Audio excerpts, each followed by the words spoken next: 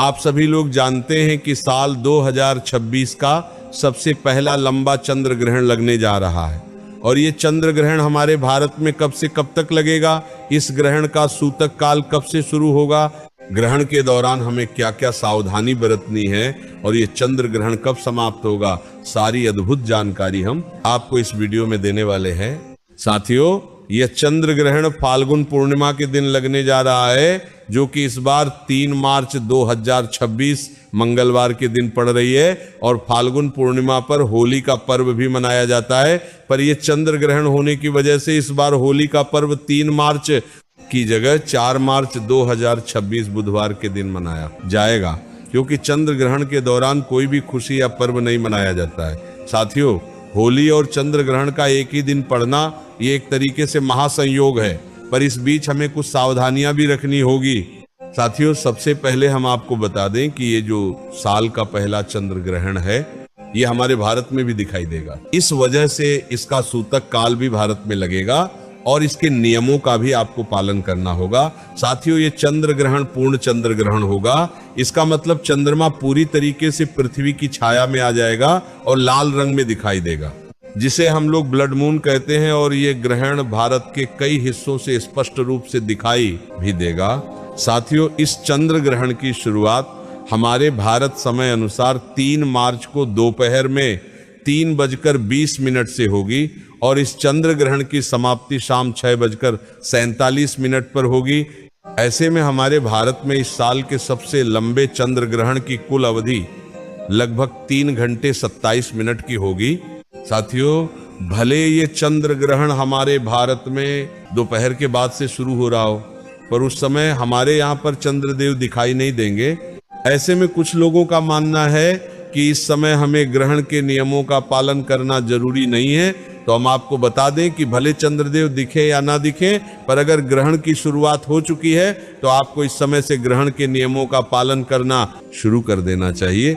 वैसे यह ग्रहण हमारे भारत में शाम को चंद्रोदय के बाद ही दिखेगा और 3 मार्च को भारत में चंद्रोदय का समय लगभग 6:30 का है और अलग अलग शहरों में इस समय में थोड़ा अंतर हो सकता है। और ये चंद्र ग्रहण देखा जाए तो हमारे भारत में सिर्फ और सिर्फ 17 मिनट के लिए दिखेगा, क्योंकि 6:30 से चंद्रोदय होगा और 6:45 पर चंद्र ग्रहण समाप्त हो जाएगा। इसीलिए इस समय का आप और ज्यादा ध्यान रखना। साथियों, अब हम जानते हैं कि इस चंद्र ग्रहण का सूतक काल कब से शुरू होगा, क्योंकि सूतक काल वही समय होता है जिस समय से ग्रहण का प्रभाव होना शुरू हो जाता है। साथियों, चंद्र ग्रहण का सूतक काल ग्रहण से हमेशा 9 घंटे पहले ही शुरू हो जाता है और इस हिसाब से इस ग्रहण का सूतक काल हमारे भारत में सुबह 6:20 से शुरू हो जाएगा। कुछ लोगों का मानना है कि यह सूतक काल सुबह 9 बजे से शुरू होगा। इसके बाद सूतक काल की समाप्ति ग्रहण की समाप्ति के साथ ही में होती है, जो कि शाम 6:47 पर होगी। साथियों, चंद्र ग्रहण के सूतक काल से ही कुछ नियमों का पालन करना जरूरी होता है, जैसे कि सूतक में पूजन पाठ शुभ और मांगलिक कार्य बंद हो जाते हैं और मंदिर के कपाट भी बंद हो जाते हैं। इसलिए आप सूतक शुरू होने से पहले ही अपने घर के भगवानों को स्नान कराकर मंदिर में पर्दा डाल दीजिएगा। साथियों, इसके बाद में खाने पीने की जो भी चीज होती हैं उन सभी में सूतक शुरू होने से पहले तुलसी पत्र डाल देना चाहिए और पानी में भी जरूर डालना है। ऐसा करने से ग्रहण के समय जो नकारात्मक ऊर्जाएं या जो ग्रहण की किरणें होती हैं उसका कोई प्रभाव उस जगह पर नहीं होता है जहां पे तुलसी पत्र होता है। तुलसी पत्र की जगह दुर्वा का भी इस्तेमाल किया जा सकते हैं। इसके बाद सूतक के दौरान आपको कोई भी नुकीली चीज जैसे सी कैंची छुरी चाकू आदि का इस्तेमाल भूलकर भी नहीं करना चाहिए। सिलाई बुनाई और कढ़ाई करने की भी मनाही होती है। इस समय सिर्फ आपको भगवान के मंत्रों का जाप करना चाहिए और आप चाहे तो भगवान के भजन, भागवत कथा या शिव महापुराण कथा भी सुन सकते हैं। इस समय किसी भी तरह की हिंसक चीज नहीं देखना चाहिए, जैसे फिल्म और सीरियल वगैरह। साथियों, इसके बाद ग्रहण काल के दौरान गर्भवती महिलाओं को एक कमरे में ही बैठना चाहिए ताकि किसी भी रूप से ग्रहण की रोशनी उन पर ना पड़ जाए। वैसे तो ग्रहण के समय घर के सभी सदस्यों को घर के अंदर ही रहना चाहिए। साथियों, इसके अलावा ग्रहण के दौरान गर्भवती महिलाओं को ज्यादा हाथ पैर नहीं चलाना चाहिए, झुकना नहीं चाहिए। इसके अलावा गर्भवती माता बहनों को ग्रहण और सूतक से पहले ही अपने पेट पर गेरू या गोबर का लेप लगा लेना चाहिए, या आप चंदन से 3 लाइन खींचकर भी इस ग्रहण से अपने बच्चे को बचा सकते हैं। साथियों, इसके बाद में आप भले सूतक के नियमों का ज्यादा कुछ पालन न कर पाओ, उसमें कोई ज्यादा दिक्कत नहीं, पर जब ग्रहण शुरू हो जाए उस समय से लेकर जब तक ग्रहण समाप्त न हो जाए उस समय तक का थोड़ा ज्यादा ध्यान रखें। और हमारे भारत में जिस समय से लेकर जिस समय तक ये ग्रहण दिखेगा उस समय का और ज्यादा आप सावधान रहे। साथियों, अब यह ग्रहण हमारे भारत में किस किस स्थान पर दिखाई देगा वह भी जान लीजिए। यह ग्रहण हमारे भारत में ईटानगर, आइजोल, गुवाहाटी, असम, मणिपुर जैसे राज्यों में यह ग्रहण स्पष्ट रूप से देखा जा सकेगा। इसके अलावा दिल्ली, मुंबई, बेंगलुरु, चेन्नई और देहरादून में इस ग्रहण को कई हद तक देखा जा सकेगा।